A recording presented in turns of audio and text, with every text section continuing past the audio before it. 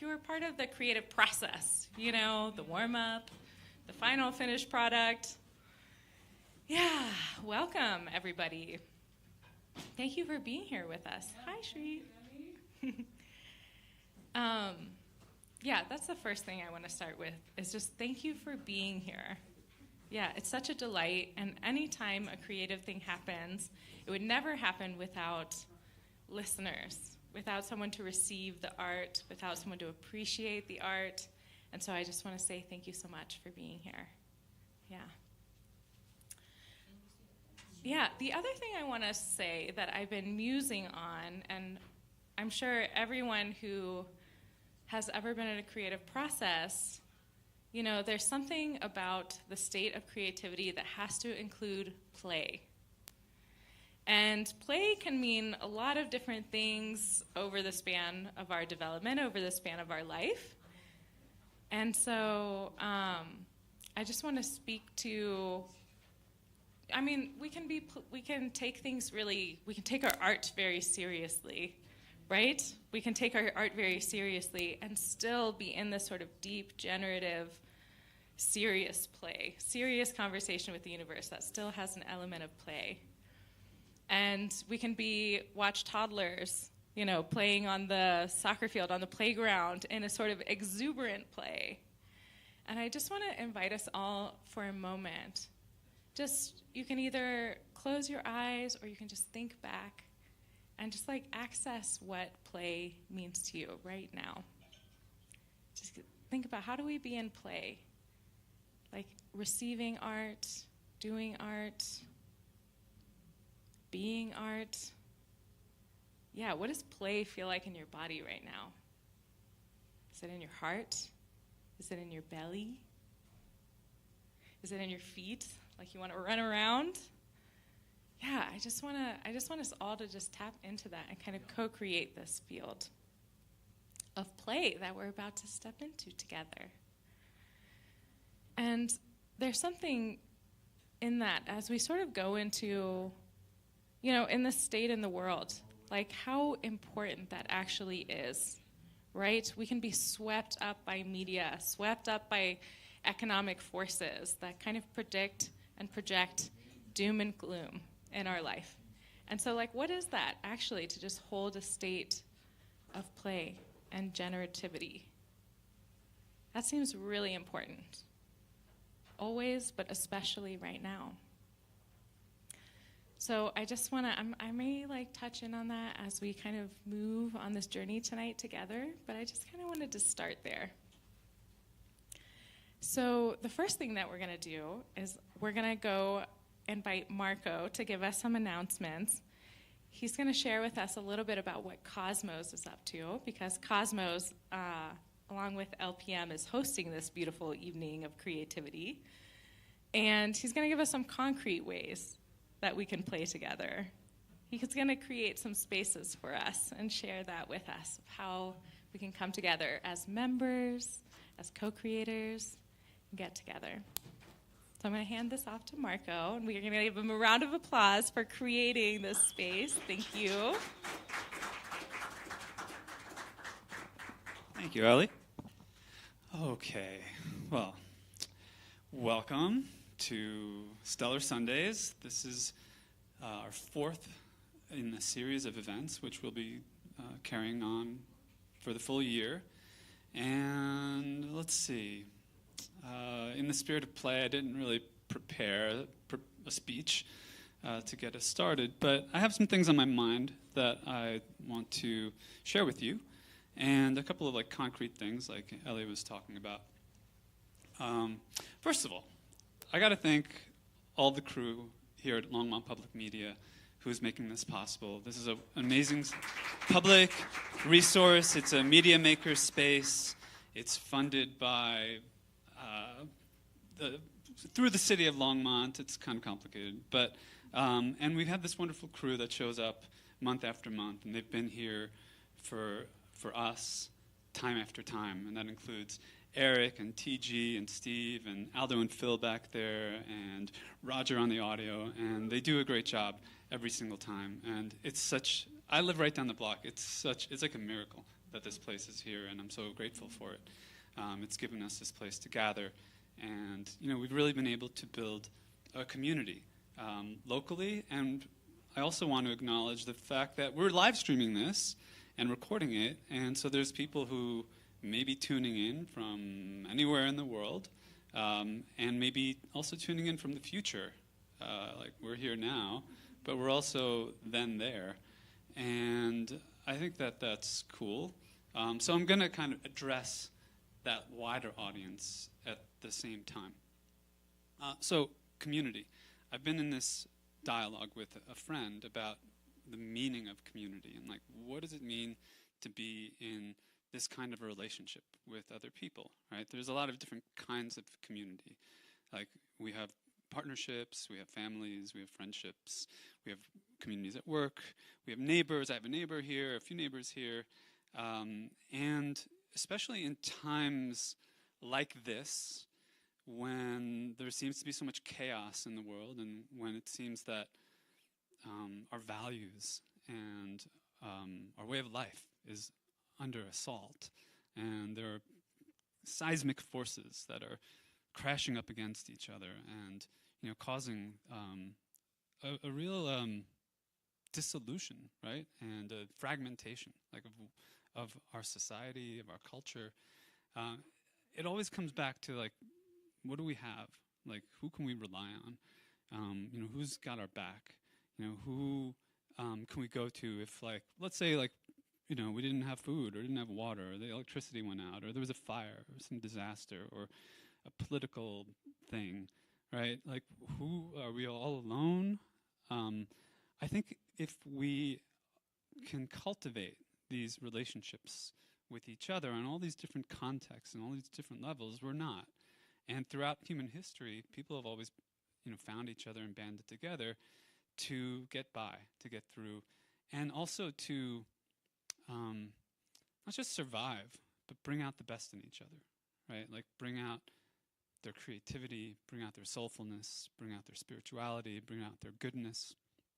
And so at bottom, I think that's what Cosmos is about. And it's also what LPM is about. And you all have communities that you're a part of.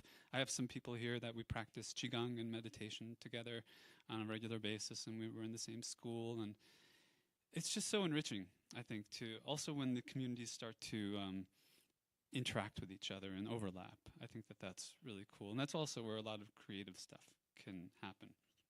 So this is a community potluck and a creative showcase. And I want to emphasize that, like, everyone's welcome here, Like, it's not about, it's free. We ask people to bring some food or donate to our food fund, but if you can't, that's okay. We usually have enough.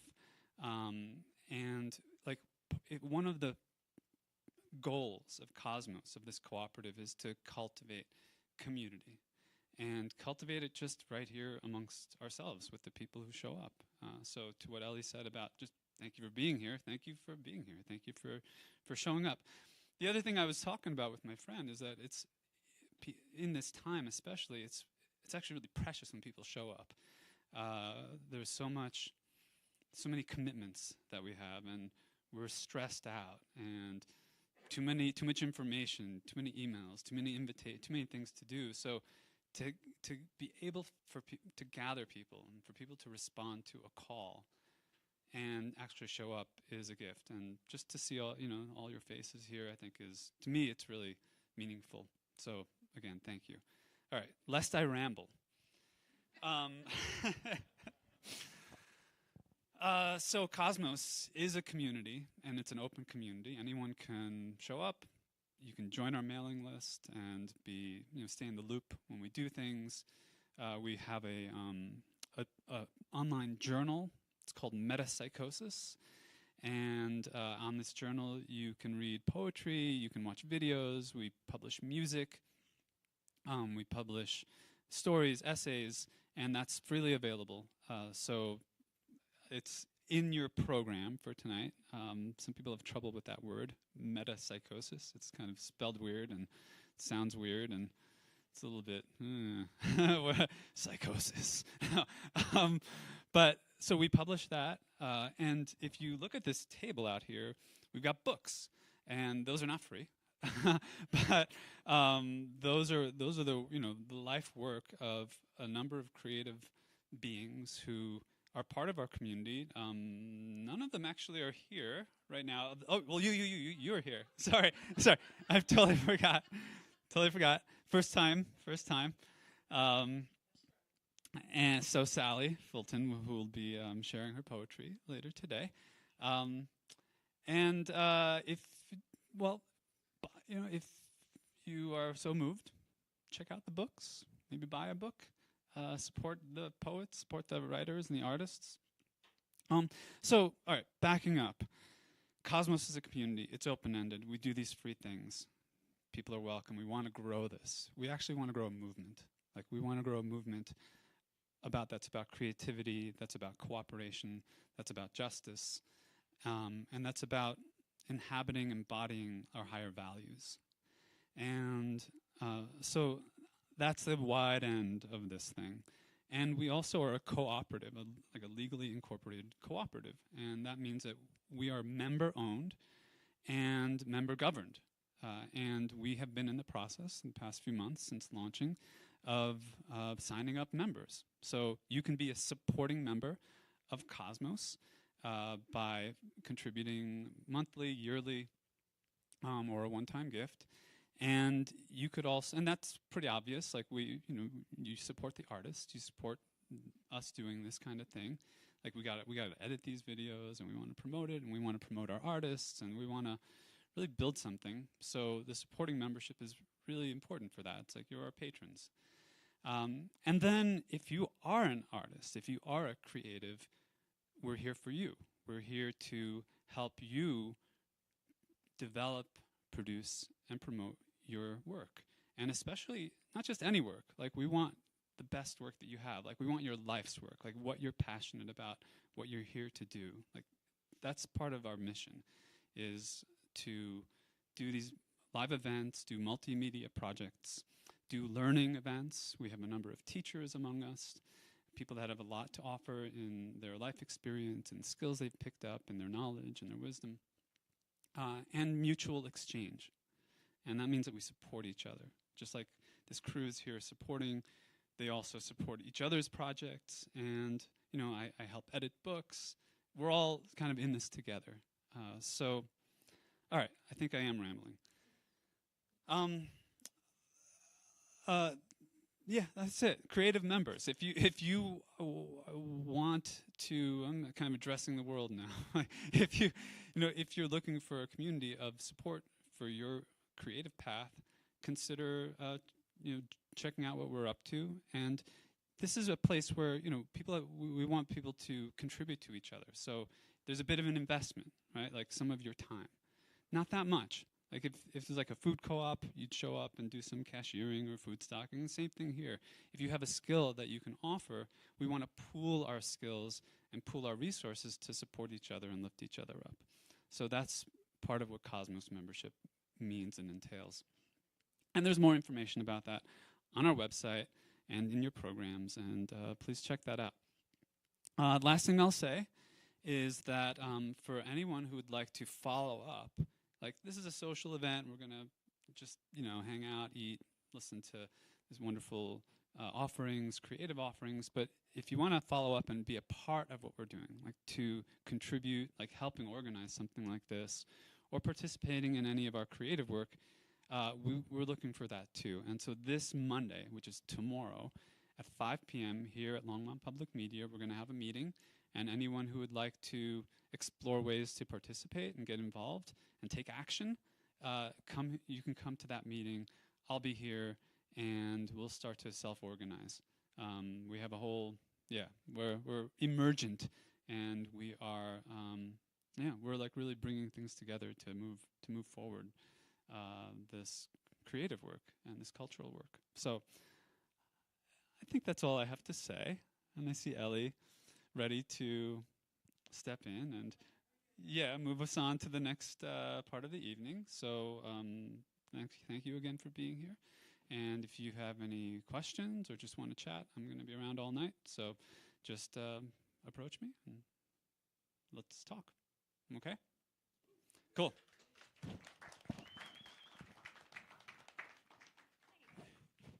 can I have that? Thank you. Those are such lovely offerings and reminders. There's no way that I could summarize that succinctly, because that was such a beautiful oration of kind of what we're up to, or the movement that we're trying to grow. But I wanted to come back to this idea that we're learning together, there's mutual exchange together. And to me, what I hear in that too is like we're learning from each other in that. And I recently heard a statistic.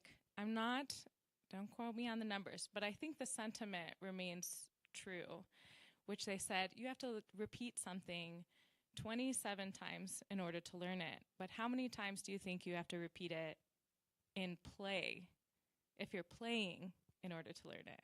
27 times, just doing it, writing it, hearing it, but 4 times if you're doing it in play. That's really powerful, right? So when we gather, that kind of spirit becomes really important when we're in community, when we're learning from each other, we're in that mutual creative exchange. So anyways, it's just really sticking with me why this is so powerful as the creative aspect of community gathering. So important. So that's what we're all here to do. So I'm going to stop talking, but first I want to introduce C, who's going to come up and offer us her poetic priestessing. She created a whole body of work called Fractal Praxis. Fractal Praxis. And she's going to share from that body of work and share with us a little more, give us a little context about what that means to her, and then offer us some singing and some incantation from that body of work. So let's welcome to the stage C, and Skylar is going to join her after a time with his beautiful wooden flute. Yeah, let's give them a round of applause.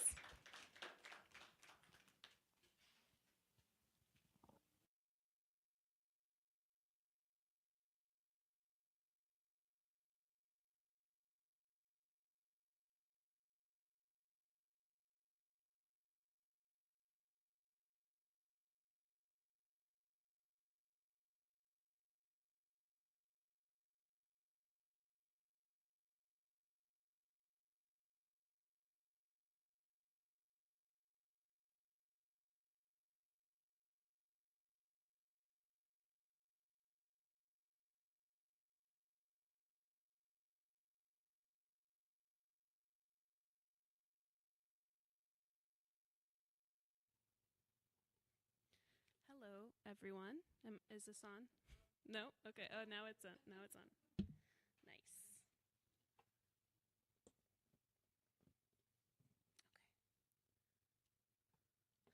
Hi.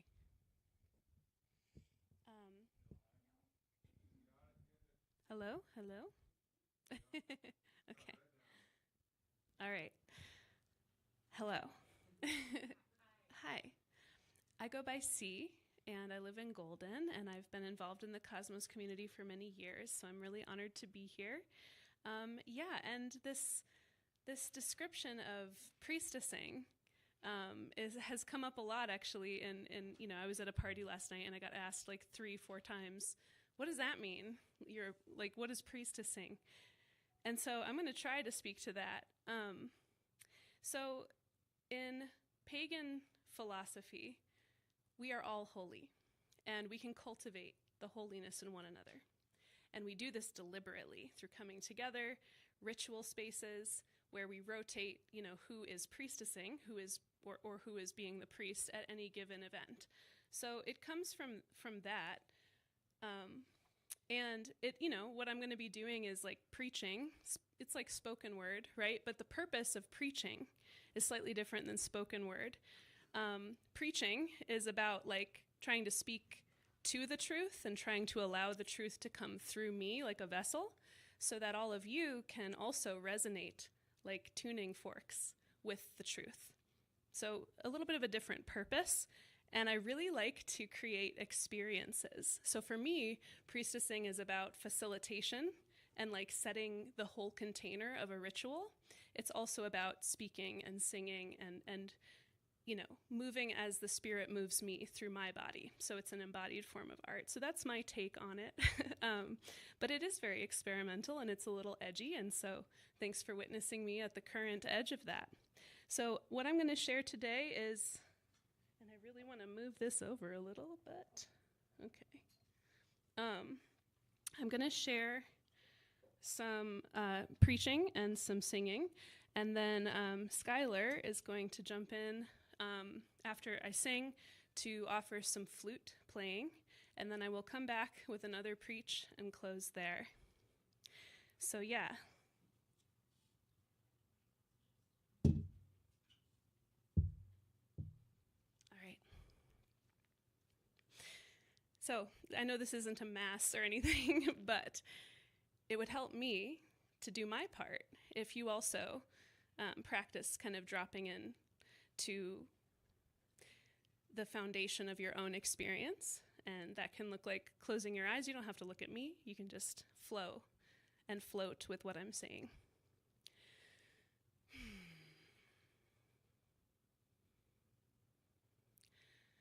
I am not here to produce content. I am here to generate substance. May all my work to this point become one day epically constructive. I do create worlds, and I see worlds ahead, dying to be born. Signals, signals everywhere, and most of it is junk. There are lots of cultures today vying for our subscription. Which ones serve? It helps to zoom out and look at things holistically, I think. For after all things are interconnected. Which cultures affirm the truth, if not your ego? Which ones comprehend a unity with all beings? Which ones promote acting in alignment with the reality that unifies us? Which ones advance knowledge, embrace difference, cultivate design, encourage liberation? In the noise of all the selves and signals to choose from, I suggest cutting through the noise by dropping into the floor of existence. And there you will find a self that transcends all other selves. Life.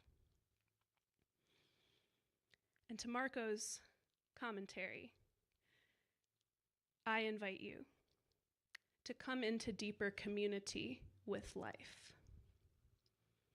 That purposely means many different things.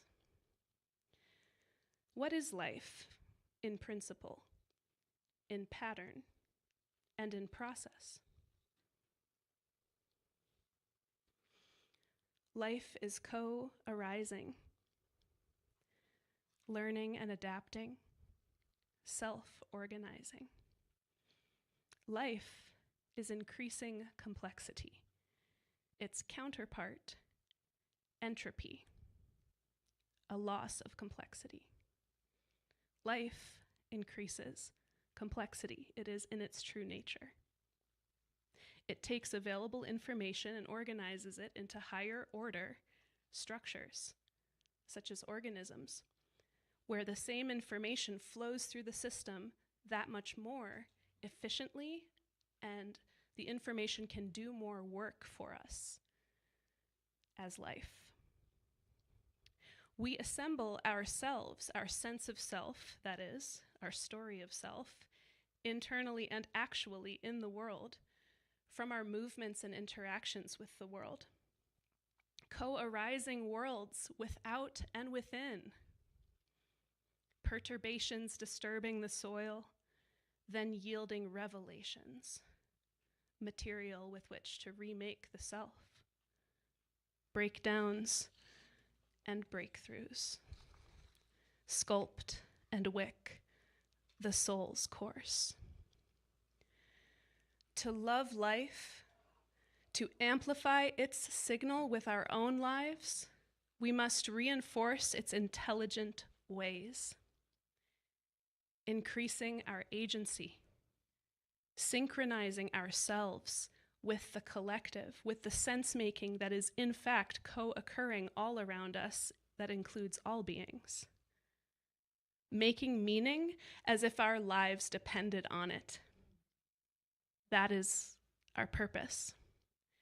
This translates to living out and from our truest identities, being in our most outrageous integrity for the sake of all beings. So come find your way through the jungle, the morass, navigate the chaos with the gentle signal of this singular beacon. Be more like life. It is what you are. And life is our great ally in this moment to try to make sense of and break through into higher order what we have on our hands. Partner with life's wisdom. Nothing cannot be done. Nothing cannot be understood. Nothing cannot be overcome with life. Now I'm going to sing a medley of multiple different songs that have come through me, as I say, over the years in this modality.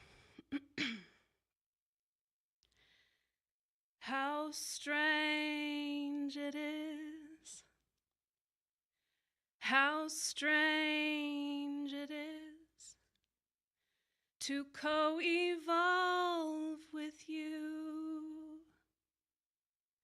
How strange it is, how strange it is to co-evolve with you. I want everyone to be free. I want everyone to know they're connected to me. I want everyone to remember destiny. I wonder everyone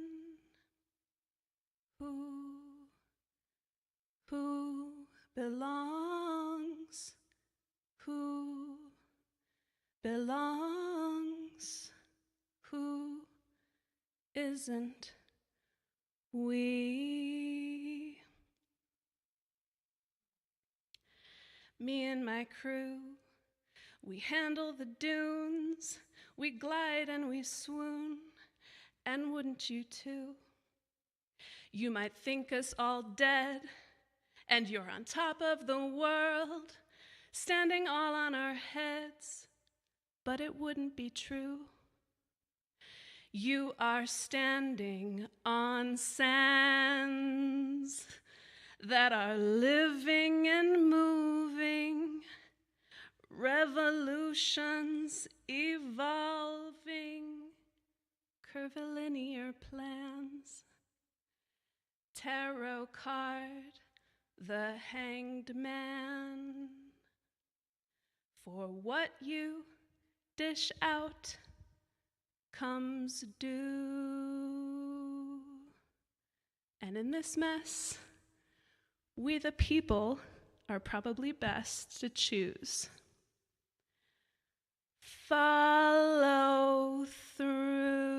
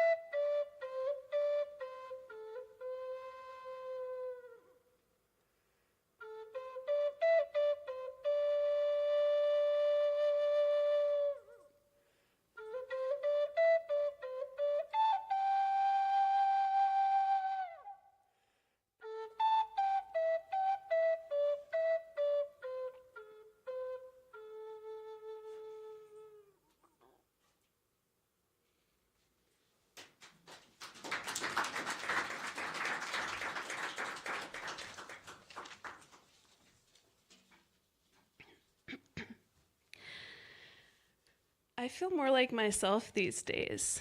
Now that all the friends around me are becoming radicals, it brings me back to the warm memories of comrades that felt indeed like kin. On the fringe anarchist community, getting by with solidarity, feeding off the waste streams of this society, and an organizing spin in Pittsburgh, PA in my early 20s.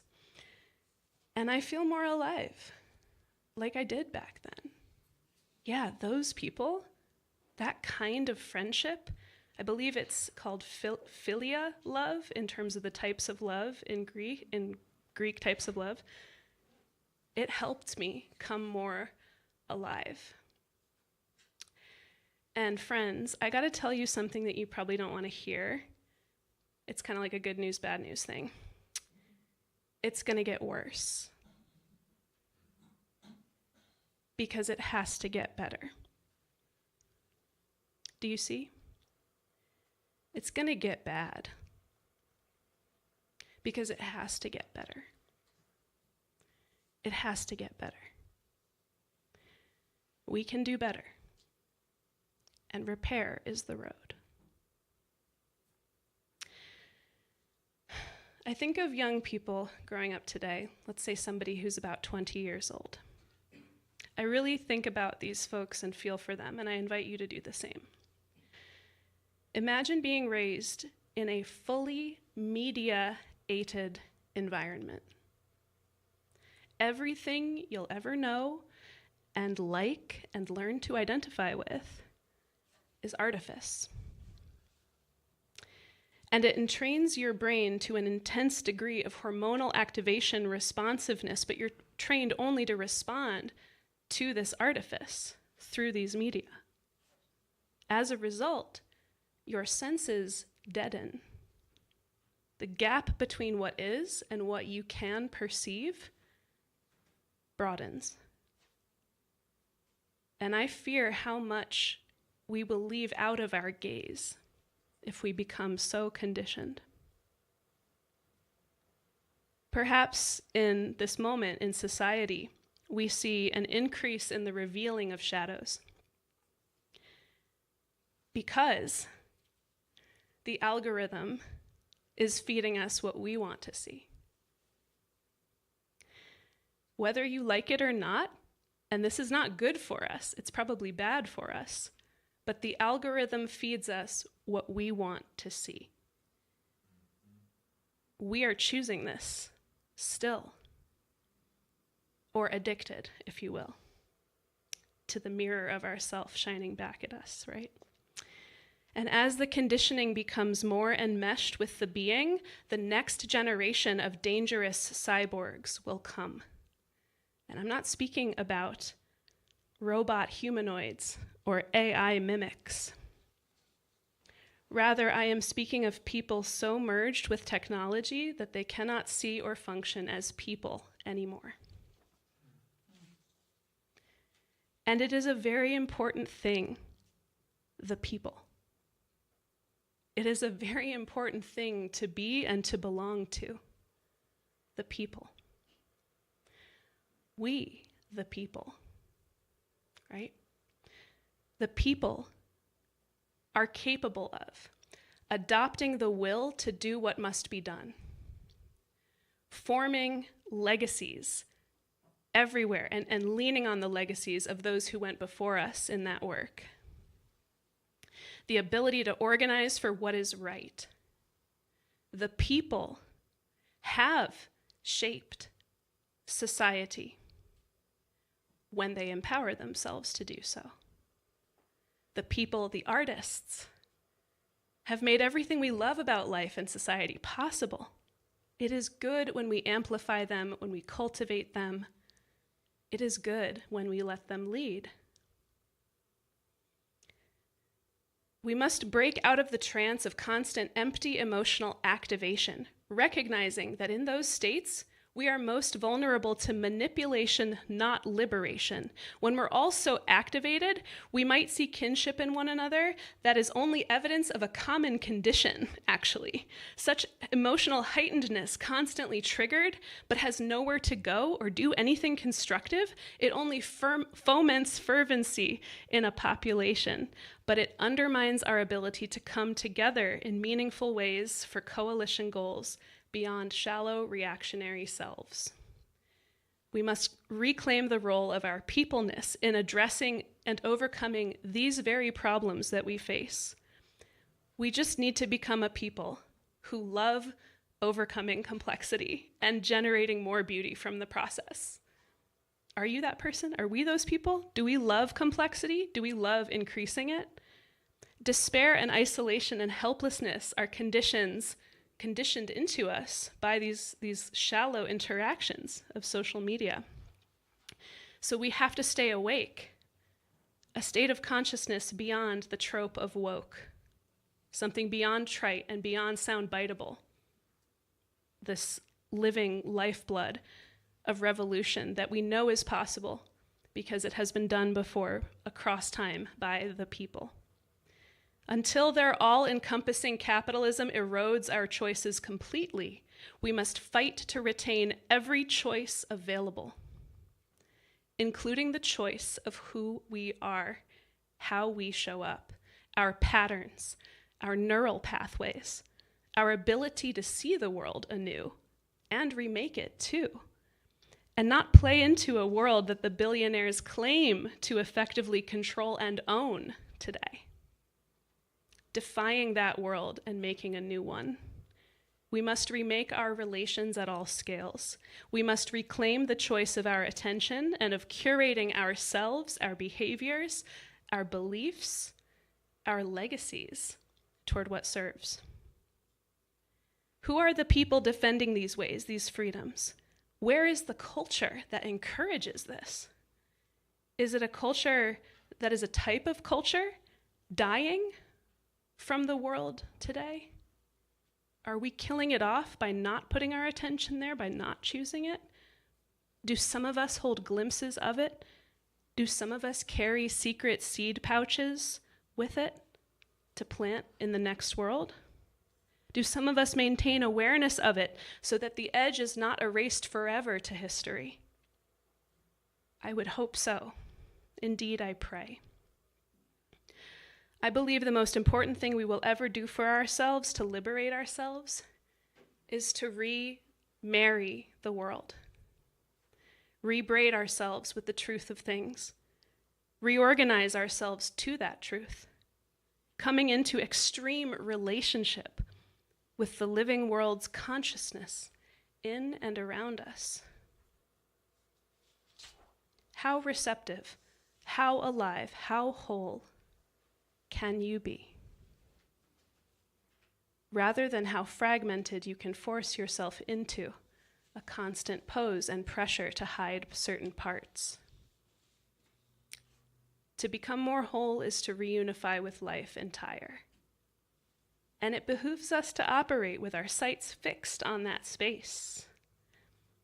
It really can heal nations, generations, species, maybe all of creation, if we drift our focus and sift our futures with love on purpose. Thank you.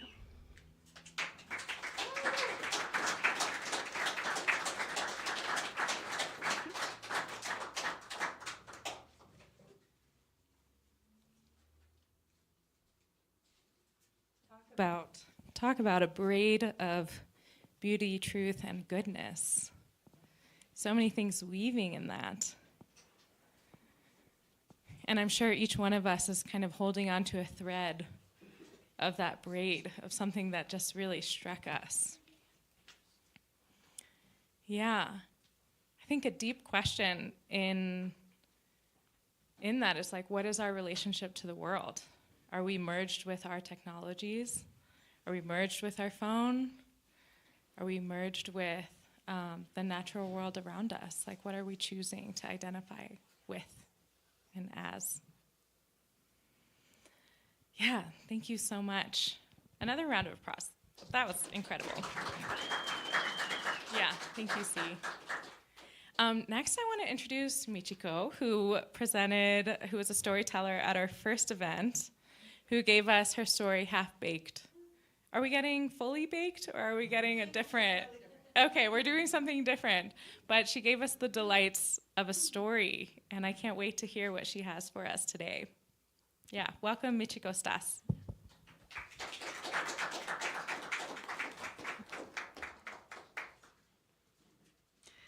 When I started putting this together, my intention was to do fully baked, because half-baked was a performance/question.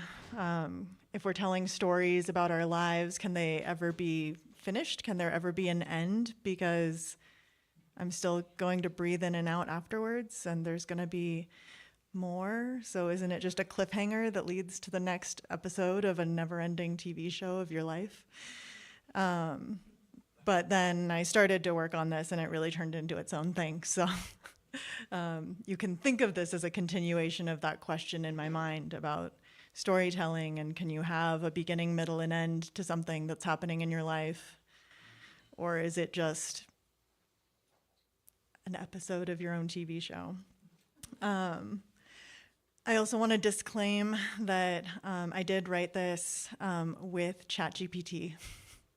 I started by writing the story itself, but I am newer to writing, and I worked with ChatGPT to shape it up or clean it up with me. So that was an interesting part of the process. All right. So this is called Jump Cut, a love story.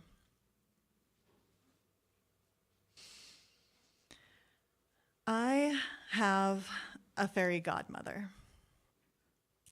I met her at my second full-time job ever. I was a mediator. She began as a mentor, but quickly became something more. A believer, a witness, someone who, to this day, still has my first business cards on her fridge. Danae Loran Wilson was born in a small house in Seattle, Washington. She dabbled in theater, which led her to New York City, where she studied and taught industrial design at Pratt Institute. Danae is a storyteller, not just with words, but in how she frames her life, how she edits it. She had this habit. Whenever she was about to change the subject mid-conversation, she'd announce, "Jump cut." It's a film editing term, a hard shift between scenes, no transition. I found it incredibly endearing. Her whole life was a series of jump cuts. Theater to academia, design to hospice chaplaincy, mentor to mythic presence. And through it all, language, story, structure. But story is not the same as relationship. Story holds the shape of things, but relationship invites in the mess. Danae's stories were curated and recitable, her experiences well edited. And yet, the most precious moments I've had with her were unpolished, mid-scene, unscripted. One day, she was trying to get to know me a little better through a series of questions about who I was. What was this creature in front of her all about?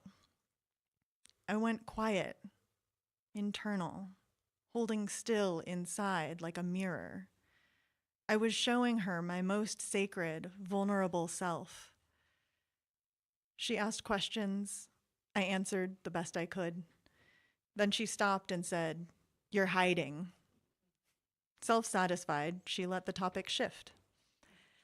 But I've never let that moment go. A voice inside me still protests. "No, I'm not. I'm right here, standing in plain sight. Love me as I am." Jump cut. Danae has always kept people at a distance. Not unkindly, just deliberately. When my parents passed, I needed people. I needed presence, I needed calls, company, conversation, and Dene showed up.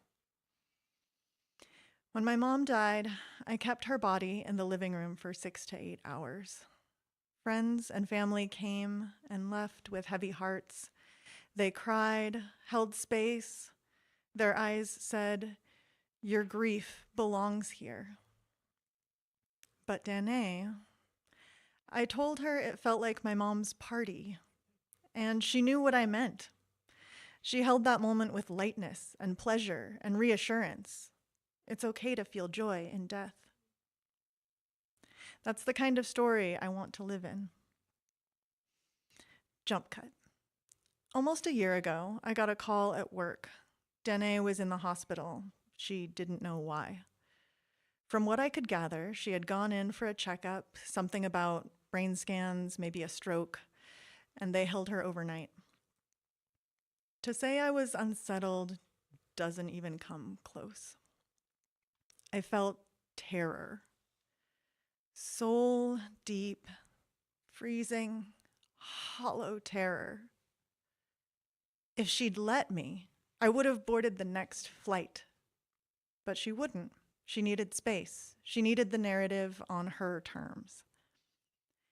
Even when I got her on the phone, she was vague, measured. She needed me to be calm, and I wasn't. But I gave her the space she demanded, and it broke my heart. Every day, I sat at work while my insides churned. All I wanted was to be there, to cry with her, hold her hand, to write the next scene together. Jump cut. Since then, I've become part of a team, Team Dene, made up of myself, her cousins, old friends, people she's known across decades and states and versions of herself. Together, we make up a mosaic of her life. One of her friends still says groovy without any irony. One of her cousins shares Dene's sharp, penetrating conversational style. In the last month and a half, many of us have visited her. She's beginning to understand that she has dementia, that soon she won't be able to live alone. Team Dene believes she needs assisted living now. But no one can force her. And Dene, the storyteller, still believes she's capable of writing her own script.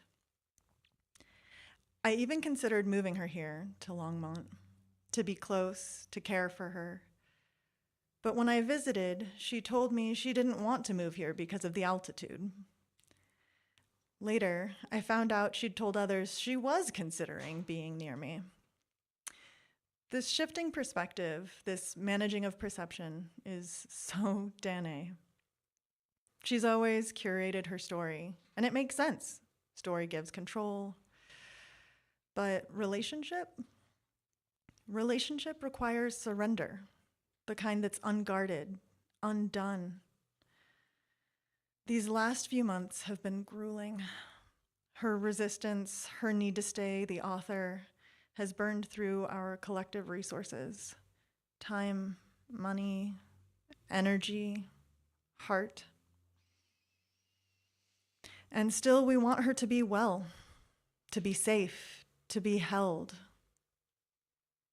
Here's the heartbreak. Everyone on Team Dene believes she would thrive near someone who loves her, someone who could help her make decisions, track her appointments, protect her agency. But each of us has our own lives, our own stories to tell. And so it's unlikely she'll get what she deserves, even though some of us were ready to give it. This is the quiet tragedy of storytelling. We use it to build walls, to stay sovereign, to protect our image. But in doing so, we often push away the care we most crave. We mistake control for freedom, distance for dignity. But love, real love, is messy. It forgets its lines. It shows up unshowered. It knocks too early. It cries when it's supposed to reassure. It's not always elegant, but it is present. So I'll end here with a heartfelt plea. Pick 3 loves in your life, and today, open your heart to them just 1% more. That tiny opening might bless them with the permission to care for you and bless you with the support you didn't know how to ask for.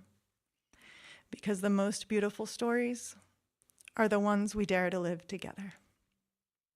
Thank you.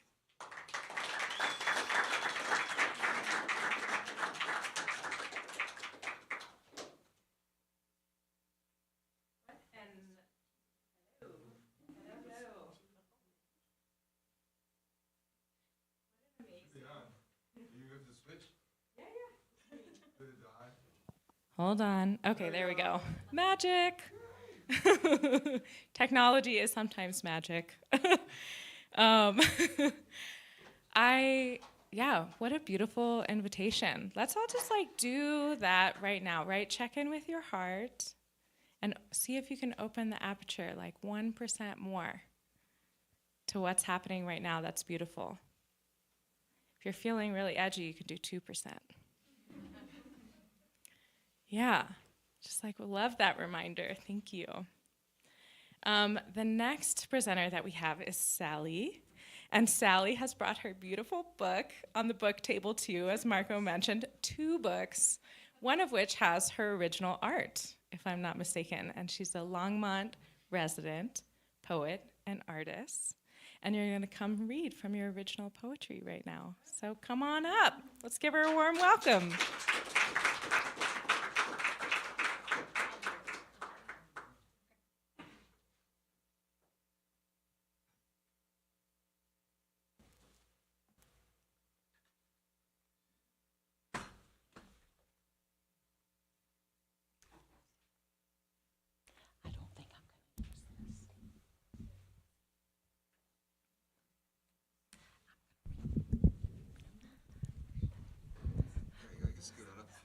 Sound check, can you hear me?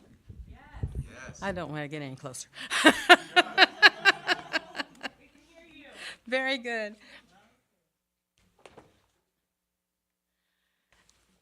I'm very excited to be here in this group tonight and to feel the passion of the 2 presenters who went before me is a lovely thing to know that people are passionate about the art they produce. And I am very passionate about the art I produce. I'm a poet, and my poetry is all based around who I am, because what do I know about the rest of the world any better than I know about myself?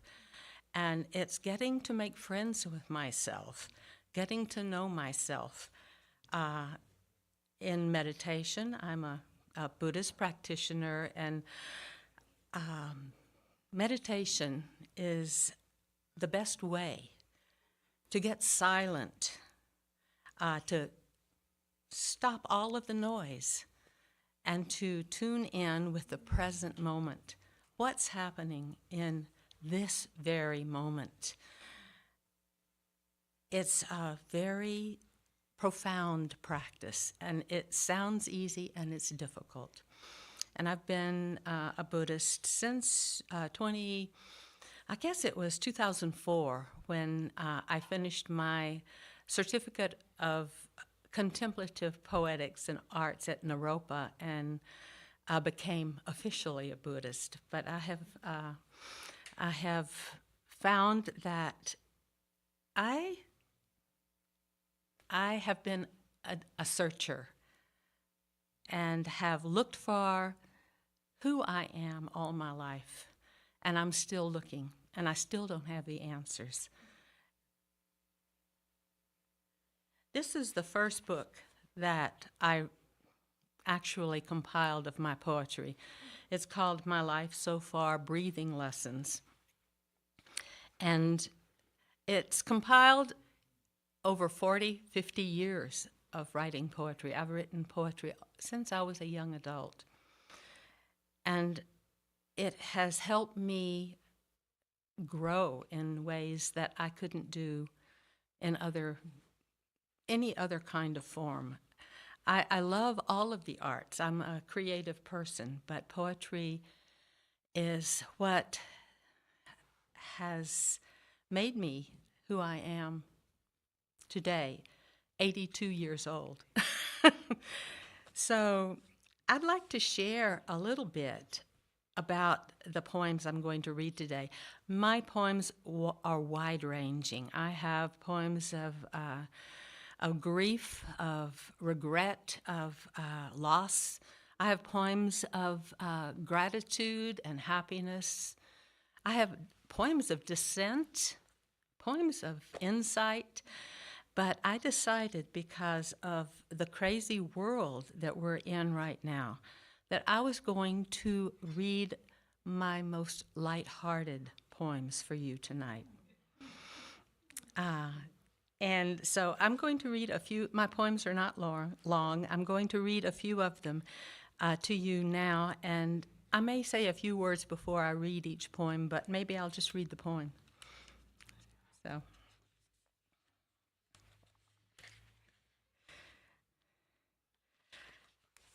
This is a poem that actually starts this book, and it's called Magic. And it's about poetry and writing poetry for me. Sunlight streams through the window, throws brilliant patterns on the bed. The sparkle of wind-blown snow outside, the quiet of this room. The noise of my mind racing ahead, looking for a thought, looking for words. Words are tricky.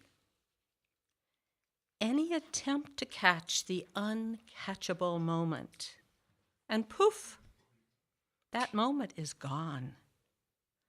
All writing is a mystery. It's magic beyond thought.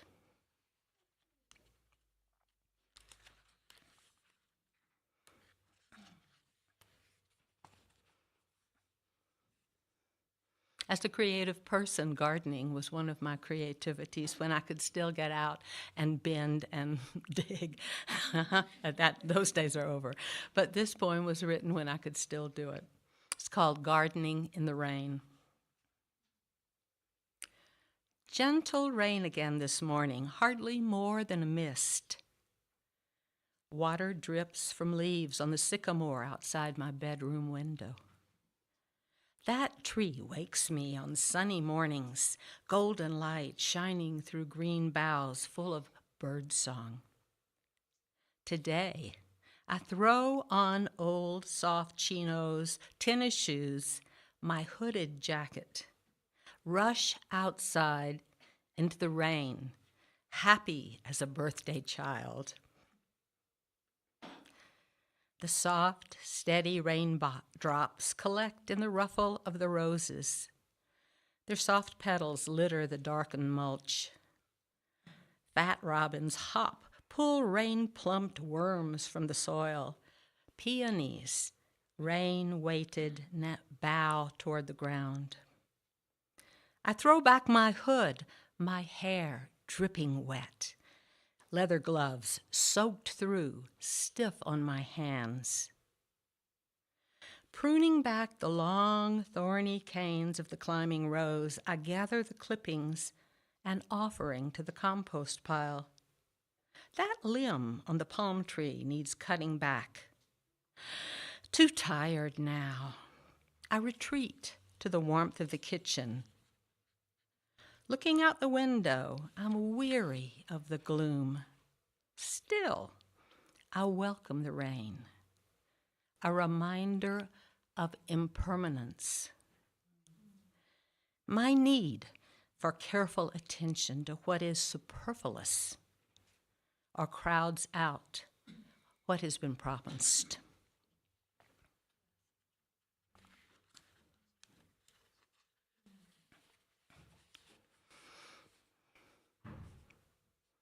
This poem is about my cat.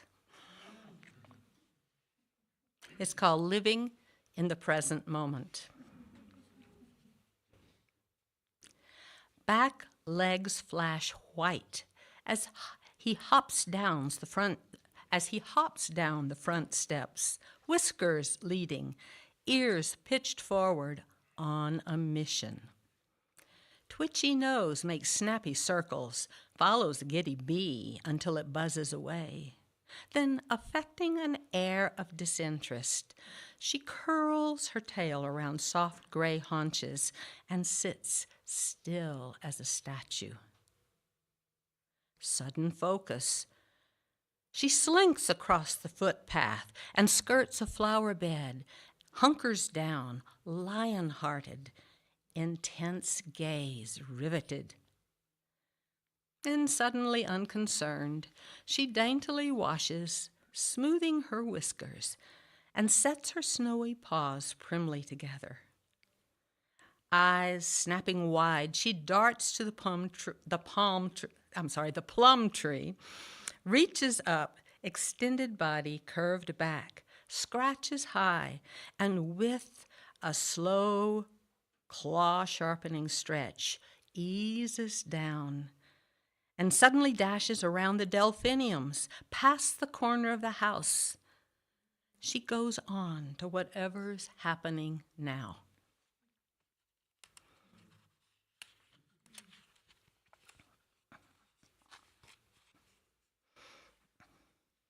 The next poem is written about one of my favorite places that I escaped Pasadena, Texas to.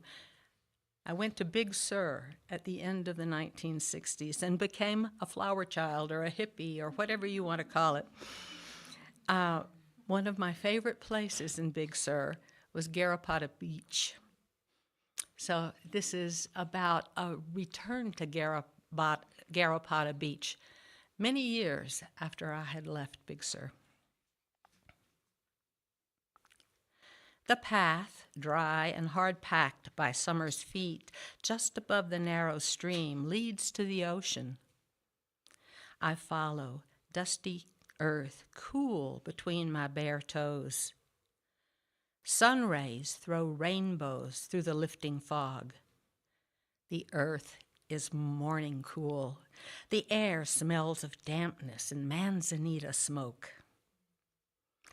A sun-yellow tent behind a windbreak tree, a flash of beard and denim, a peeping out of eyes behind a curtain of sleepy brown hair. The breakfast fire of campers unwilling to let summer go. The meadow beyond is an opening warmth of September grasses. A small brown butterfly visits a summer-dried stalk. Farther along, the wind blows through a sun-chinked cabin, whispers tales of a sea captain lost on the headlands below. Watery shadows of a eucalyptus grove undulate with a healing essence. Sunshafts like gold dust suspend space, time. The sound of surf whispers in the distance. The path beckons toward a sunlit dazzle, opens to a flash of blue sky and sun. The sand pulled by tides into shining, sculpted eddies. The stream surrenders, swallowed by the irresistible ocean. Sandpipers feed in the blue glisten of surf, unaware of my homecoming.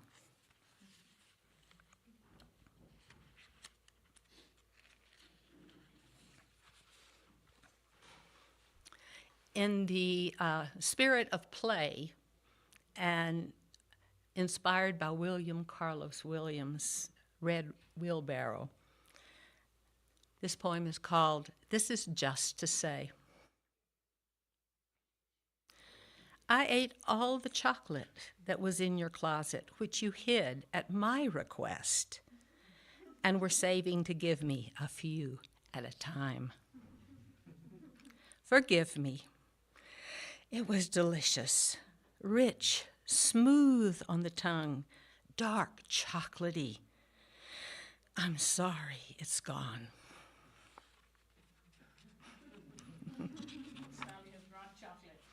I did. I brought chocolate.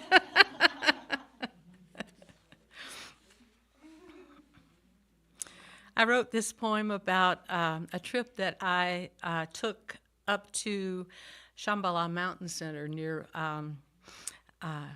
in the northern part of Colorado, above Fort Collins. I stopped in my car and watched a storm. This is called Storm. The high desert rolls north toward Wyoming. Petticoat strata pushed up to the chin of clouds. This land, now silent, folded, holds its breath. An inky smudge streaks the western sky. Overhead, a scurry of clouds, standard bearers, announce the storm's imminence. Power broods, something barely sheathed. Wind rushes down the sloped hills. Devils of dust dance in a whirl blast of sand. I squint my eyes, duck my head, exhale, and run for cover. Vertical torrents advance from the foothills. Distant thunder rolls closer. The air inhales electric. A splash of drops, then deluge. Blinding torrents slash ravines, floods gullies. And moving eastward, the storm leaves behind flood-melted earth, rippled washes, silvered, the scent of rain and sage. Scraps of translucent clouds follow behind like tablecloths whipped from a table. Silence. I inhale as puddles reflect an azured sky.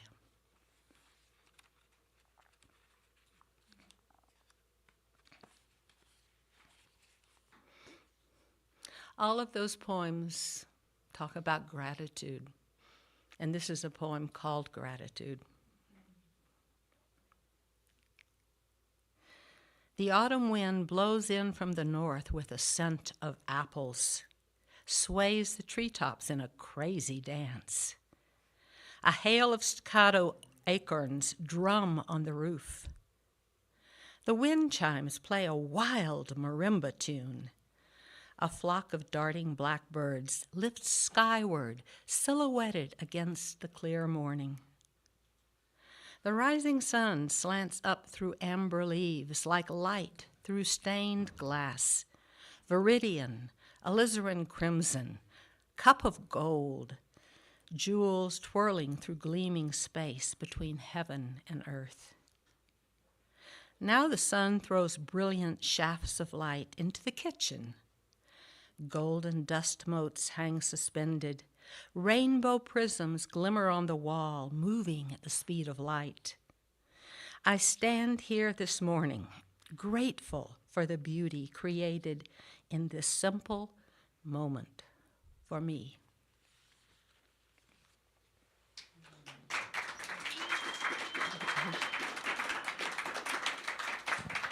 I'd like to end with a poem by my favorite poet, Mary Oliver. Mary Oliver is a poet of nature, of the present moment, and a woman of wisdom. This is called Hawk, and it reminded me very much of springtime. And as a result of this poem, I love so much, I responded with a poem of my own, which I wrote this morning, and I'll share with you. Hawk. This morning the hawk rose up out of the meadow's brows and swung over the lake. It settled on the small black dome of a dead pine. Alert as an admiral, its profile distinguished with sideburns the color of smoke. And I said, "Remember, this is not something of the red fire. This is heaven's fistful of death and destruction." And the hawk hooked one exquisite foot onto a last twig to look deeper into the yellow reeds along the edge of the water. And I said, "Remember the tree, the cave, the white lily of resurrection." And that's when it simply lifted its golden feet and floated into the wind, belly first. And then it cruised along the lake, all the time its eyes fastened harder than love on some unimportant rustling in the yellow reeds. And then it seemed to crouch high in the air, and then it turned into a white blade, which fell.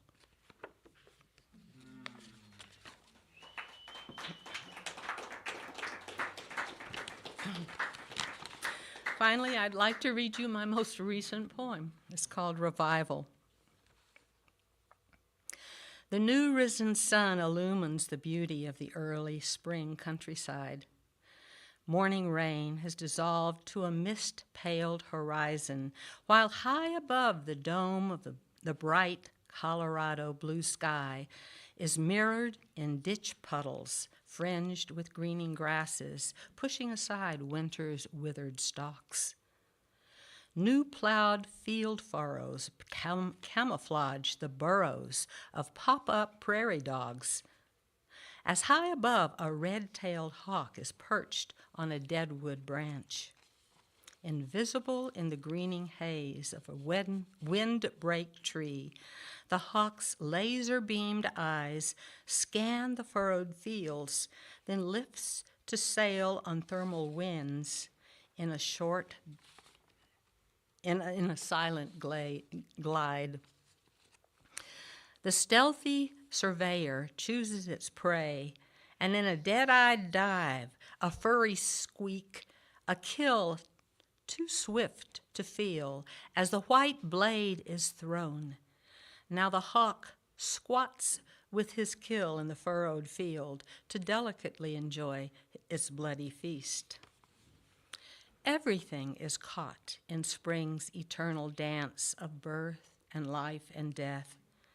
There is no malice in such a death, only the universal urge to live. The curtains of my eyes are now open to witness the wholeness of spring's reprise. Together, the hawk and I ascend to see the earth revived. Thank you.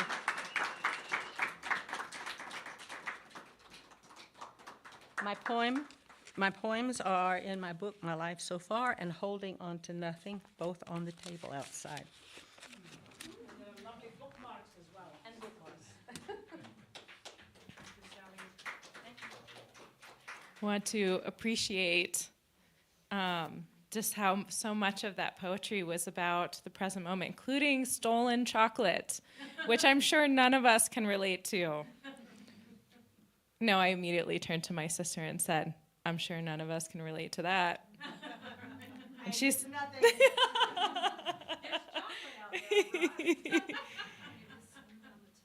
Yeah, I also just want to really appreciate this habit that we have as writers and artists, which is to respond, like the practice of a poet's response, and how we can respond kind of through time and space and generations to poems that just really move us, you know, and our ability to sort of dialogue with poets who maybe wrote that poem 100 years ago or 300 years ago or 3 months ago.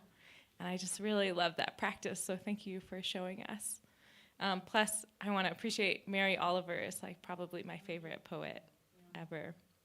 She's very talented too, so thanks for bringing her into the room as well as your own.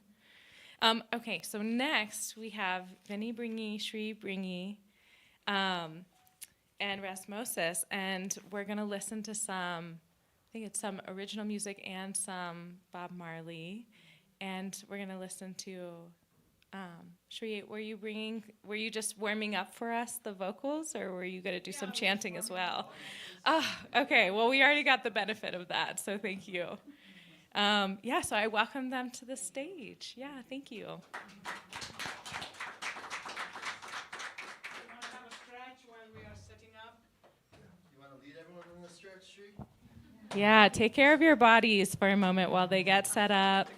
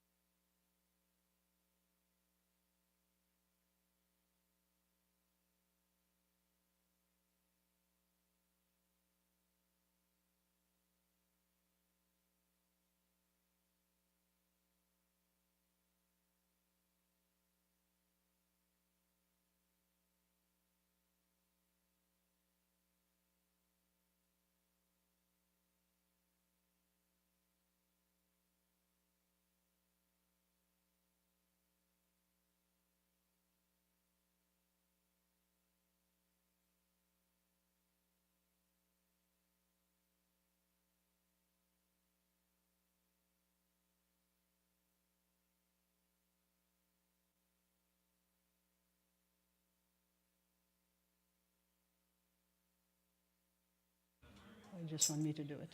Yeah, I think so. We haven't practiced with her. Okay. She got her. All right.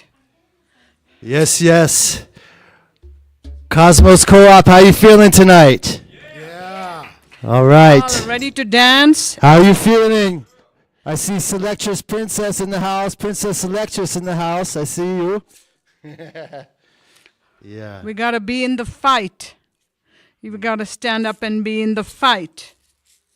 Because things aren't going right. Here, my... Okay. Yeah. Yeah, we just want to say we're very grateful to be here. I feel very encouraged and inspired by the work that this building is doing, the media building, as well as these innovative brothers and sisters with the Cosmos Co-op. So we're very honored to be here. I'm RasMoses, Vinayak, or Vinny Bringi. also known as MC Vedic. You can check MC him out, Vedic, you know? Yeah. My man. Yeah, there's a few cards of Vinayak's also on the table of books. So if you go to SoundCloud, there are more than 50 recordings of his, and I'm on one of them. And so it'll be a pleasure to introduce you to a variety of his music on SoundCloud, including what he has created called Vedic dubstep, which brings in some of our Indian rhythms from India into dubstep. But this is about old school reggae right now. Yeah. Classic reggae honoring Bob Marley and Yeah, really. And the original also, from here. we would be remiss if we didn't introduce this queen next to me. You know, she's my dear family, even a teacher to me. This is Sri Devi Ma. You know, so we're very happy that she's here and all the work she's been doing. You know, she's retired from Naropa. You know, and I know that she's involved with these works as well. So I'm very happy to be here. And I just want to make sure we get all on the same page. When I say reggae music is a revolutionary music, you know, and it is about the ultimate message of the Rasta man, and reggae music is one love, right? So when I say one, will you all chant back to me, love? Ready? One. Love. When I say one, you say heart. One. Heart. When I say one, you say destiny. One. Destiny. Good, yeah. That's the vibration we bring. Yes, that's the vibration. All right. Cameras rolling. Are we ready to go here? You all ready? Yeah. All right. Yeah, they're ready. And I'm going to also, if you feel inclined, we are going to start from the root of reggae music, which is Nyabingi. And she was a queen from Uganda in Eastern Africa. And she used the drum and the chant to fight against colonizers. And then in 1930, it was revived as one of the titles in Ethiopia, the King of Kings and the Lord of Lords. Hey, MC Vedic, would you lift up that drum? I want to just... Right there. That's a picture from 1930 in Addis Ababa, Ethiopia. For Rasta, he is the lineage of King David, the offspring of King David, the 225th descendant of King Solomon. His name is Rastafari. You probably have heard Bob Marley say, Jah Rastafari, which was his pre-coronation name. And then when he was coronated in 1930, the whole world, a lot of the good history, especially here in America, is buried under the rug. But we know that in that day, that holy lineage came and awakened the world, especially a lot of the people, what we call the living spora, the people that were enslaved and ancestors of colonizers. Rastafari awakened Africa and the Caribbean, and even in America, and even in this modern time.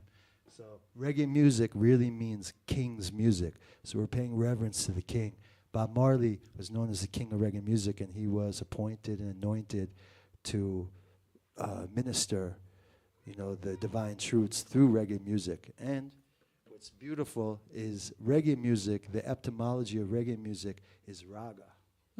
So there's a lot of correlation. People must know that even Rastafari, which kind of emanated out of Jamaica, has a lot of Indian roots. The dreadlocks, we call it, we are in Colorado, so we call it ganja.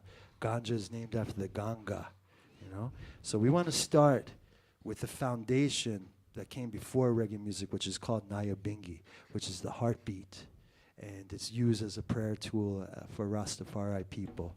And I want to invite people, once you feel comfortable, it's the heartbeat. It's a do-good order. So I'll invite everyone to clap with us with your heartbeat. So once we start the music and you feel comfortable, no pressure at all, but if you feel it, you know, join us, you know. Yes, thank you very much. Okay, thank you. All right, great. Okay. Yes. Ready. Ja. Rastafari! Ready? Yes.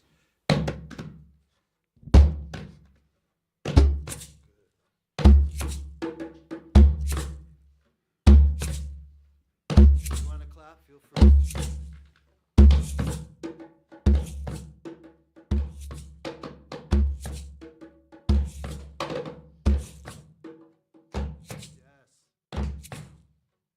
Do good.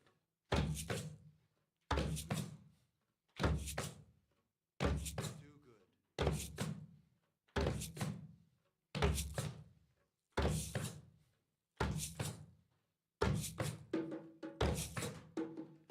Hear the Words of the Rasta man say.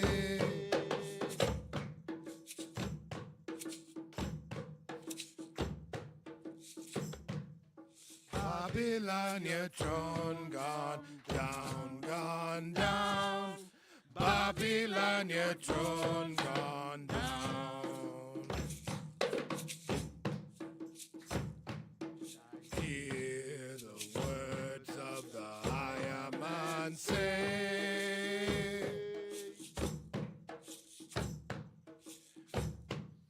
Babylon, your throne gone down, gone down.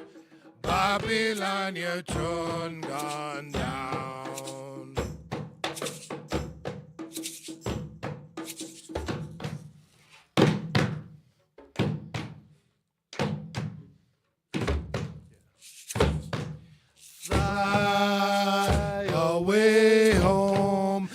Zion, fly away home.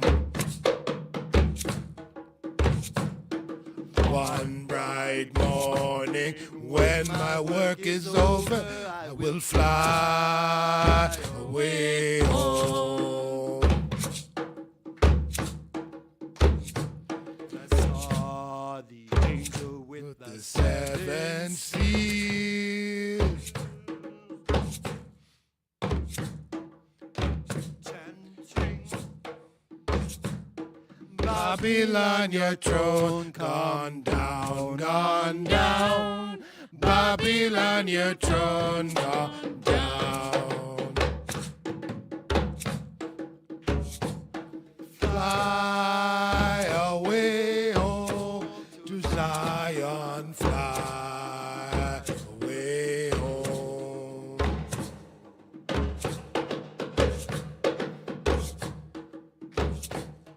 One bright morning, when my work is over, I will fly away home. I hear The words of the man say,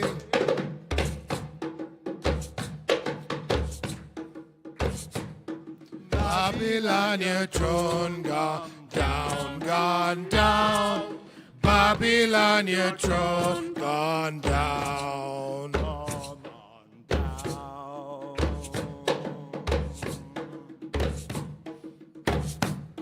Fly away home to Zion, fly away home. One bright morning, when my work is over, I will fly away home. Sing with us, ready? Fly away home to Zion, fly away home.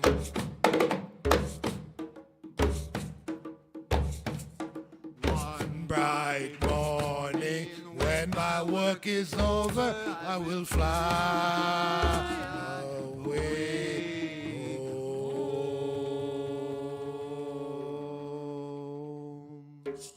Rastafari.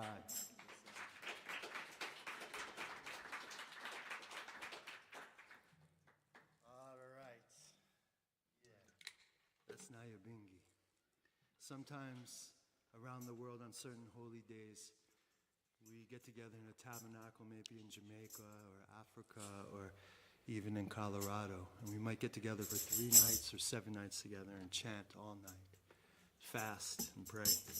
Yeah, these are serious times we're living in. So reggae music is the music to unite the people, awaken the people. And yeah, it's just love at the beginning of the day, at the end of the day. So yeah, the next song will be an original. I did this song with a group called the Roots Radix, who backed a band called the Israel Vibrations, and even Bob Marley's brother, Bunny Wailer.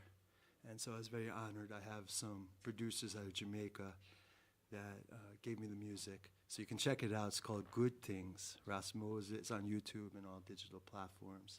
It's called Good Things. So yeah, good things are coming our way. Am I right? Good things are coming our way? Yeah. Yeah, all right, great. Ready? Yeah. Yes, sir. Yeah. And this reggae music, if you feel like getting up and dancing, feel free to.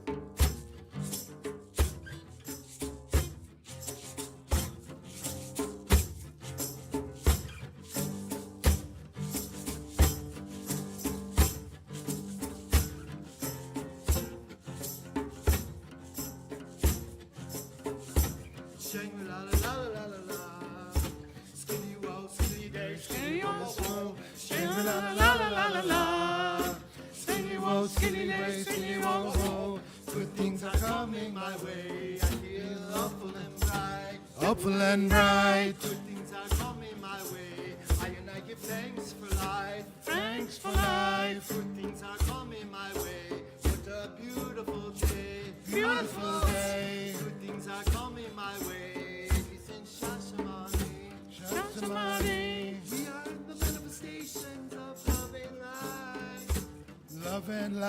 it's serving humanity with humility and truth and rights. Truth and rights. No backsliding, no ego riding, count your blessings. Blessings.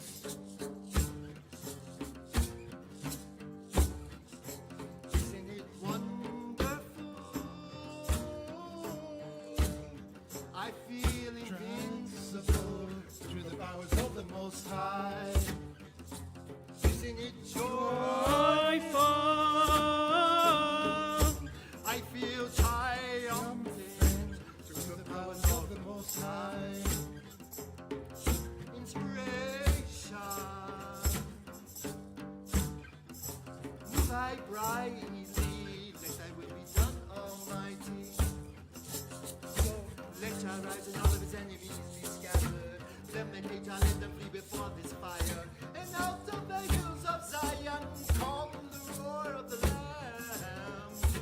Out of the hills of Zion come the roar of the Lamb. Skiddy wah wah wah wah. Out of the hills of Zion come the roar of the Lamb. Shamba-la-la-la. Out of the hills of Zion come the roar of the Lion. Roar. Birds in the treetops singing. Shamba-la-la-la-la-la-la. Birds in the treetops singing. Shamba-la-la-la-la-la. The breeze is flowing, the flowers are growing, the children are laughing. Ha ha ha.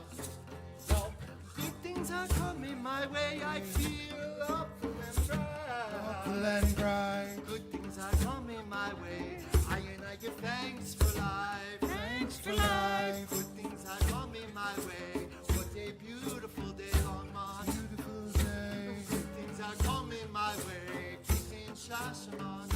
Shashamane. How y'all feeling? Let me hear something out there. All right. Yeah.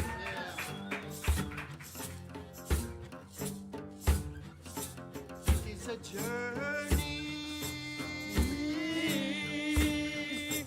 Not the destination.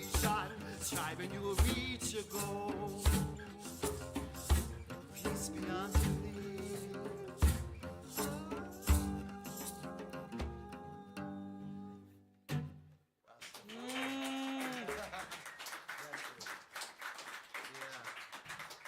Yeah, really, how good and pleasant it is for us to dwell in perfect unity, cosmos.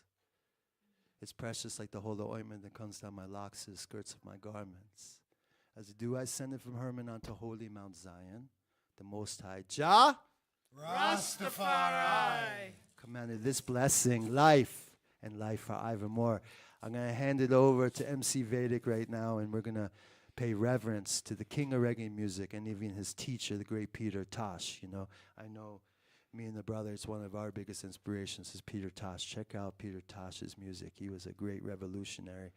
Bob Marley, Peter Tosh, and Bunny Wailer made a holy trinity manifest, 3 in 1 and 1 in 3, and their music traveled the world, you know. Really and truly, because blessed is the one that publishes his name. For Rastafari, His Imperial Majesty, Haile Selassie, is Christ in his kingly character. That's why everyone knows Bob Marley, because he was a prophet. But let's hand it over and let's get back to things. What we got? One Love? Yeah, this is One Love by Bob Marley. Please do sing along. If you know the song, I'd love to hear you.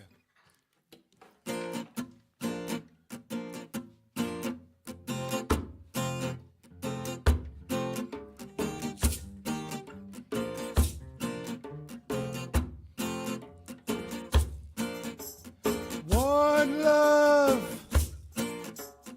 one heart. Let's Get together and be alright. hear the children crying. One love. Hear the children crying. One heart. Say it, give thanks and praise to the Lord, and I will Be alright. saying, let's get Together and be alright. one love, one heart. Let's get together and feel alright. Give thanks and praise to the Lord, and I will feel alright. Whoa, whoa, whoa.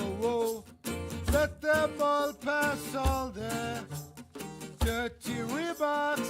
One love. There is one question I'd really love to ask. One heart. Is there a place for the hopeless sinner who has hurt all mankind just to save his own beliefs? One love. What about the one heart? One heart. What about the let's get together and be alright? One love. One heart. Give thanks and praise to the Lord, and I will be alright. Saying let's get together and feel alright. One more thing, well, let's get together to fight this holy Armageddon. One love. When the man comes, there shall be no doom. One heart. Pity on those whose chances grow thinner. There ain't no hiding place from the Father of creation. Singing one love. What about the one heart? One heart. What about the let's get together and feel alright? One love. One heart. Give thanks and praise to the Lord, and I will be alright. Saying let's get together and feel alright. One more time. One love. One heart. Let's get together and feel alright. One love. What about the one heart? One heart. What about the let's get together and feel alright? Give thanks and praise to the Lord, and I will feel alright. Saying let's get together and feel alright.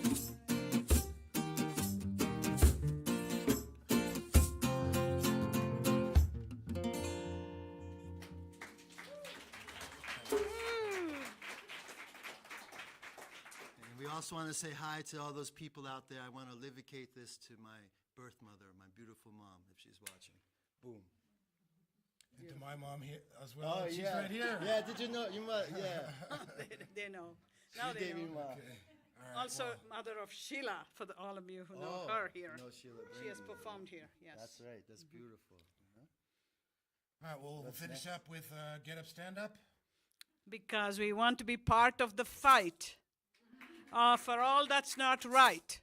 True. Okay, so get up, stand up.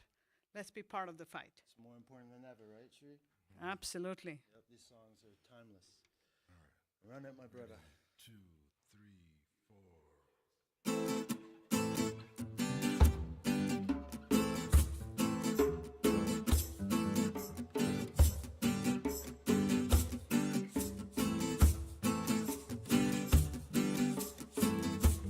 Whoa! Get up, stand up. Stand up for your rights. Come on, get up, stand up. I say don't give up the fight. Get up, stand up. Stand up for your rights. Come on, get up, stand up. I say don't give up the fight. Preacher man, don't tell me heaven is under the earth.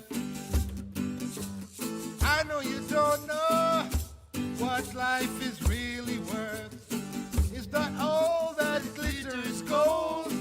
And after story I've never been told. And now you see the light. What you gonna do? Stand up for your right.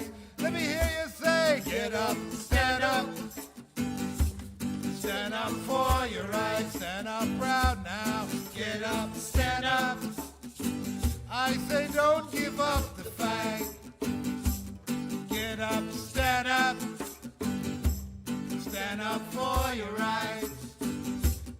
Get up, stand up. I say don't give up the fight. Most people think great God will come from the sky, take away everything and to make everybody feel high. But if you know what life is worth, you would look for yours on earth. And now you see the light. What you gonna do? Stand up for your right. Come on, get up, stand up. Don't give it up. Stand up for your right. Stand up proud now. Get up, stand up. I say don't give up the fight. Get up, stand up. Stand up for your right. Stand up proud now. Get up, stand up. I say don't give up the fight. We're sick and tired of the ism game. Tired goes to heaven in a Jesus name. We know and we understand. Almighty Jah is a living man. You can fool some people sometimes, but you can't fool all the people all the time. And now you see the light. What you gonna do? Stand up for your right.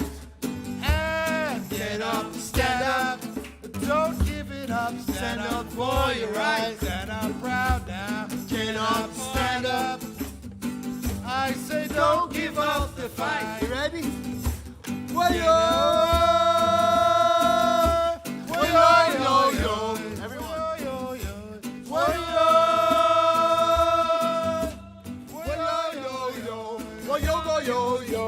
Wayo! Wayo, yo, yo. Everyone. Wayo, yo, yo. Wayo! Wayo, yo, yo. And we never give up the fight. And we never give up the fight. And we never give up the fight. And we never give up the fight. And we never give up the fight. And we never give up the fight. And we never give up the fight. And we never give up the fight. Rastafari, blessed. Yeah. Yeah, great. Keep up the fight. Keep coming together. There's unity is the accepted goal. Oneness is our most powerful weapon. So bless up the cosmos. We're so grateful to be here. Thanks for having Do we have, we do have Sri Devi Ma here. Wondering, and I have a special guest in the house. I'm wondering if she would join us just for a little mini encore. I know we don't have too much time.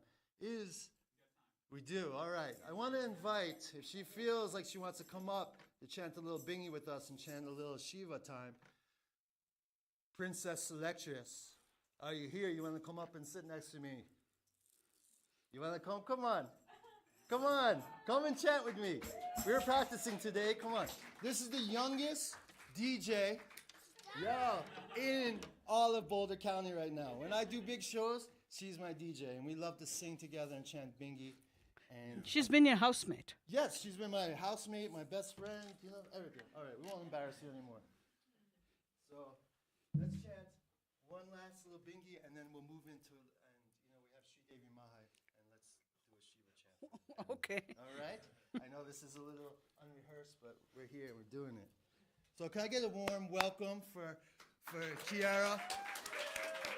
This is a very brave girl, You're going to see big things from her, Rastafari. Highly blessed. All right. So you can join us. We're going to start with to seal up with a beautiful prayer and the Naya Bringi. Feel free, and you can it's like a mantra. So you can pick up and you can sing with us, and then you can also clap again, and we'll seal it up like this. Yeah, and then we'll go into those Shiva chant. Okay. All right. All right. Let's do this. Boom. Ready? Yeah, clap it. Yeah.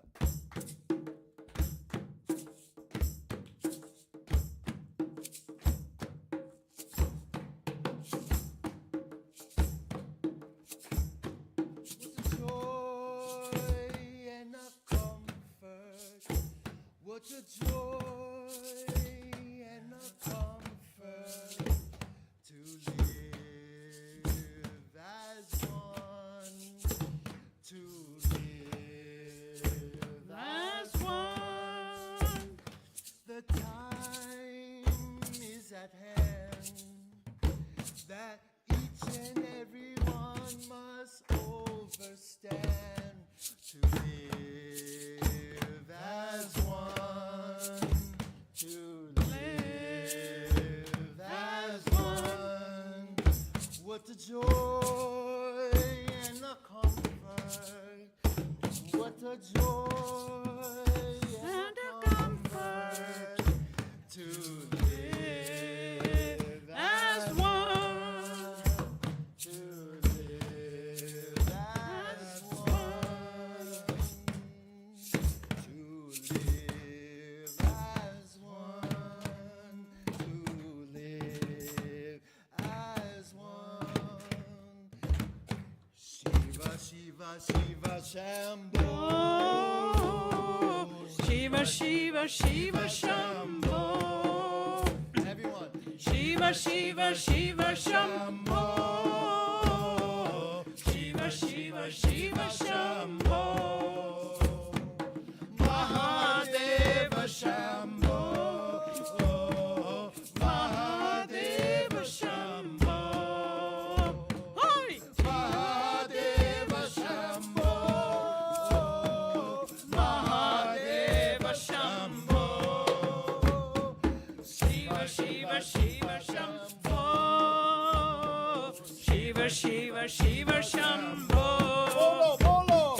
Shiva, Shiva, Shiva, Shambho. Shiva, Shiva, Shiva, Shambho. Mahadeva Shambho. Mahadeva Shambho. Hoi! Mahadeva Shambho. Mahadeva Shambho. Shiva, Shiva, Shiva, Shambho. Shiva, Shiva, Shiva, Shambho. Shiva, Shiva, Shiva, Shambho. Shiva, Shiva, Shiva, Shambho. Mahadeva Shambho. Mahadeva Shambho. Mahadeva Shambho. Mahadeva Shambho. Shiva, Shiva, Shiva, Shambho.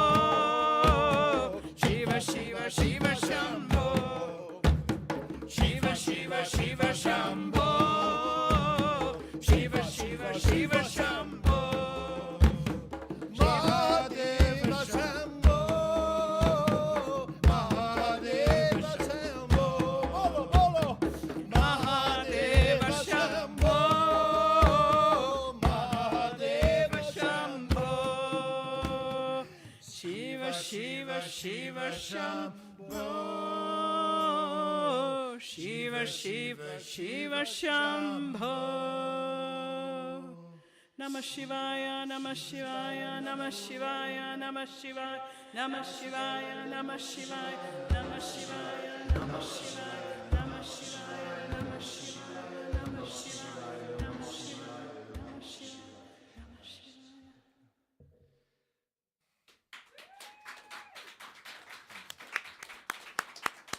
Thank you, everyone. All the best. Boom.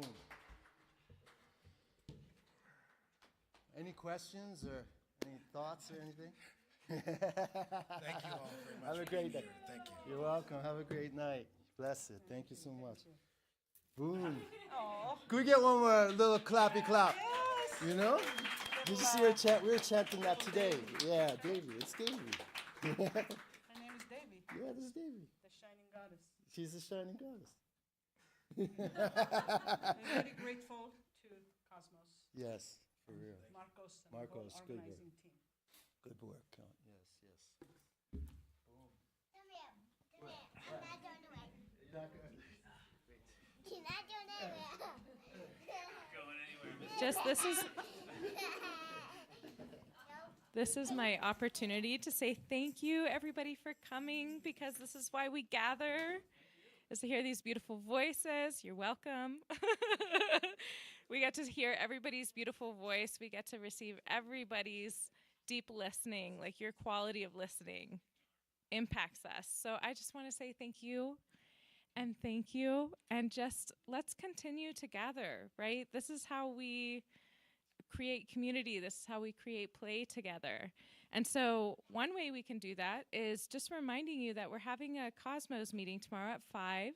So if you're interested in becoming a member, or just you are creative and you want to see what Cosmos is up to and how to plug in or what it could do for you, meeting tomorrow at 5.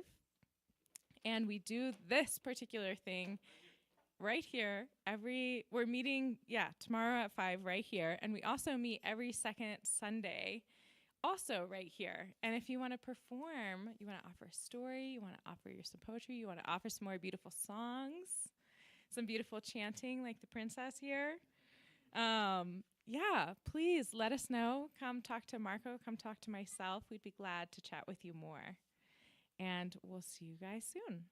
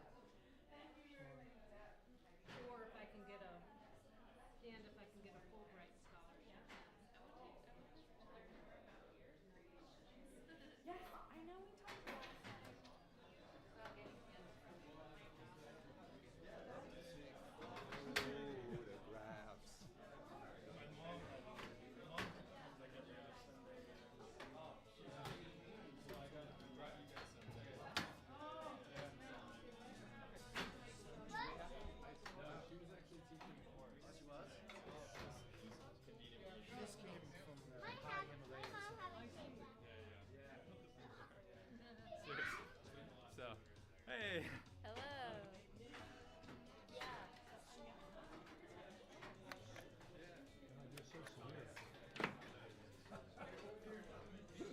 Dedicated craft.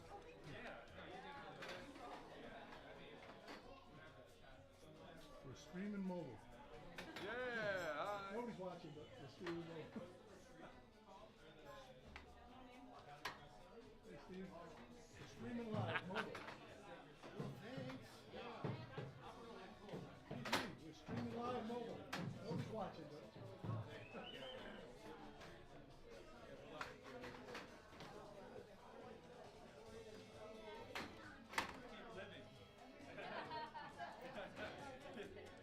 Jump cut.